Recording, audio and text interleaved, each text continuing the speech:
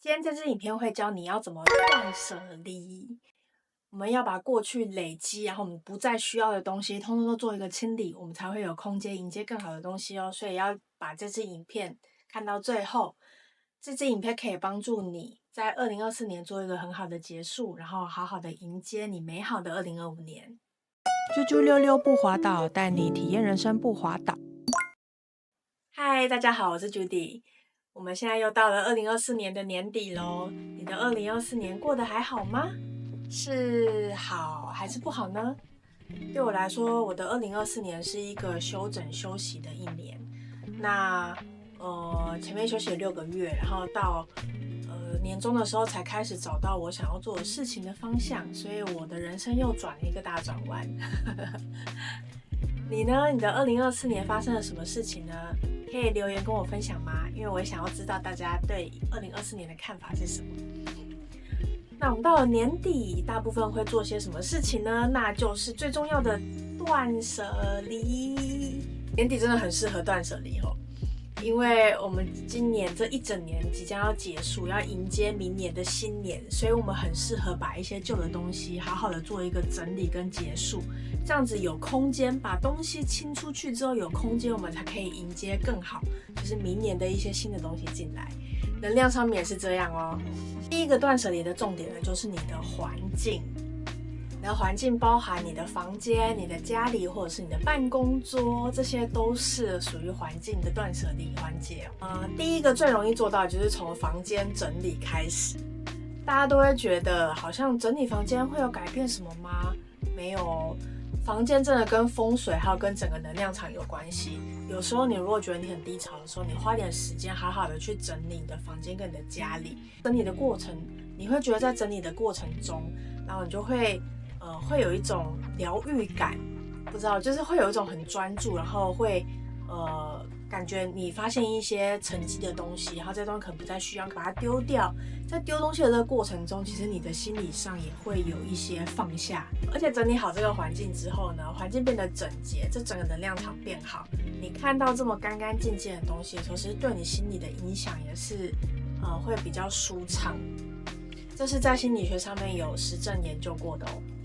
对于环境整理有给你一个 tips， 你有发现我们在整理环境的时候，常常会有一些东西，你突然发现它了，然后就觉得说，这个东西我到底该不该丢呢？丢了好像又很可惜，因为我以后好像会用到。这种东西就建议你立刻丢掉，因为像我也是。可能比如说像什么漂亮的礼物纸袋啊，或者什么包装盒啊，这种东西，像特别是盒子，我也会就是把它留下来，想说以后如果送礼或是有什么要做收纳东西的时候可以用到，但实际上放在那边放了好几年都没有用到。所以像这种东西，你只要超过1年没有使用的东西，麻烦你果断的把它丢掉吧。第二个我们要做清理的就是人际关系。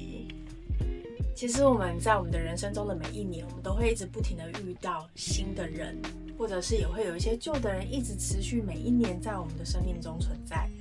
那每一年我们认识了这么多新的人，那我们是不是也要去整理我们不再需要的人际关系？可是人际关系整理其实对大部分来说是最困难的哦，甚至对我来说也是这样。所以我这边有一些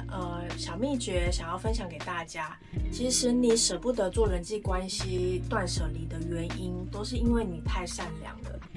有时候就是因为你太在乎对方的感受，或者是你会觉得不想当坏人，所以就不敢去下这个要做人际关系断舍离的决定。包含我也是一样，我花了很多的时间去练习，然后才可以轻易的做到在人际关系上面的断舍离。我这边有个方法可以分享给大家，或许你每一年都认识新的人 OK， 我觉得你可以在年末的时候找一个时间来好好冷静的思考一下，把你想得到的人都列出来，然后把这些人的属性帮他们上标签，帮他们分类。比如说这些是我很多年的闺蜜，然后这些是我工作上的伙伴，然后这些是我可能在读书的时候的同学，或者是可能只打过一次招呼，网络上的网友，就是去把他们这些分类出来，然后标签上他们。标签出来之后呢，你可以去一一的思考说，在这个标签类别里面，你跟这个人的这1年来的应对，或者这2年来的应对，有没有符合你给他们上标签的这个要求？这个练习会帮助你，第一个，你不会对对方有过多的期待；第二个是你可以去检视这个关系对你来说是有没有重要性，跟它是什么样的价值存在。比如说，如果你只是如果有一个朋友，他是在你的职场上认识的，那其实你们就是工作上的时候，可能同僚就是同事这样子。但是你却对他有过度的期待，你或许期待说，他周末我们上班都这么好，1到5上班时间都这么要好，那周末的时候他是不是可以陪我一起去参加可能市集啊什么的？这就是你对这个标签，你所下标签的人有过度的期待。第二个，那就是你需要去检视说，这个人跟你现在的应对关系，你们有没有符合职场同事这个标签的互动？职场同事标签是什么呢？就是上班的时候可以互相帮忙、互相帮助，那下班之后或许可以一起吃饭，或者是或许可以一起怎么样怎么样，但是它会有一个界限。比如说像刚刚讲到，可能周末还想要黏在一起，那就是过度的期待。去厘清你给每一个分类下的定义，然后从这些分类里面去思考，如果你给了太多的期待，那你要改变你的心态。那如果你觉得这段关系并不符合你给他们下的标签的话，那请你把它移到其他的分类，然后把这整个分类的重要性去做一个层级的区分。比如说你的闺蜜就是最重要的，把这个重要性移到前面，那越来越不重要的一些分类呢，就把它移到后面。做这样子的标签去整理你的人际关系，你就会觉得非常的清楚。我就是这样做的。一旦你把这个分类跟标签做出来之后呢，你在面对这些人的时候，你就不会总是有一种好像被强迫，但是我又不敢当坏人，我又不敢拒绝，然后我觉得我好像如果跟他不联络的话，好像我就是坏人一样，就不会再有这种感觉存在。那你就可以很清楚的知道哪些人你是必须要去断舍离的。人际关系也是一样哦，如果你不做清理的话，你就会花时间在一些不适合的人身上。当你这些时间都花在不适合的人身上，你又怎么有新的时间去迎接你可能会认识更好的人际关系呢？所以人际关系断舍离绝对是你每年年底必须要做的事情。第3个大部分要做断舍离的是什么呢？那就是我们的情绪，还有其实也是我们自己的状态啦。我们自己的状态跟能量还有情绪，我们也是要做一个断舍离。比如说，如果今年是一个休息的年，那我一直在保持在一个很静跟很稳的状态在走。那到了明年的时候，我是不是还应该要继续这样子呢？可能就不太适合，对不对？如果我永远都保持了这样休息的状态的话，那我的事业跟我想做的事情，还有我的人生可能就不会成长，它可能就一直在这边很平稳。所以对我来说，我年底要做的我自己的断舍离呢，就是关于我的情绪、我的状态的断舍离，就是我要把自己拉出这个休息跟平稳的状态，我要准备好自己。2025年我要开始努力做事情，跟积极的做一些事情。那如果你的2024过得很低潮，你工作非常的不顺，然后可能也失去了工作，你非常的情绪非常低落，能量非常低落，然后生活也很不顺。这个时候你要做的断舍离，就是在2024的进入2025的这个点呢，好好的去深入思考，可以好好的让你陷入那个情绪一阵子，去思考说，到底我2024年为什么会发生这些事情？那这些事情对我的影响有哪些？影响可以是好的，也可以是坏的。我建议大家可以强迫自己去想一些好的，就是可能规定自己说，可能我被裁员这件事情，我要努力的去想3件对我好的原因，然后努力去想3件对我不好的原因，去把这些列出来之后呢，你有时候会发现说，哦，原来我们在人生中低潮时，有些事情发生的时候，其实这些事情发生是有原因的。这些事情的发生可能促使我去做我未来的行动，或者是影响我未来的走向。在年底的时候花个时间做这件事情，可以让你更好的把这一年所做的事情做一个回顾，并且在你认为有错误或者是你可以修正的地方